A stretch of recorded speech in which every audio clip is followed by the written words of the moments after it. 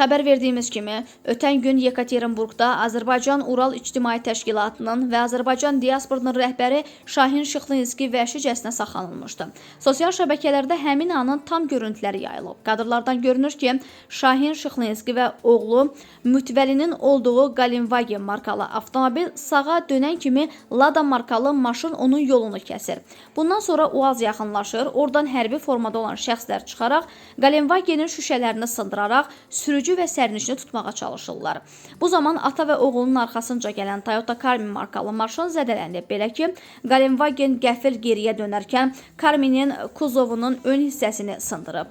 Mütvəlli sonradan bildirib ki, hücuma məruz qaldığını zənn edib və qaçmağa çalışıb. Qeyd edək ki, Şahin Şıxlinski İstintaq Komitəsində şahid qismində dindirildikdən sonra sərbəst buraxılıb.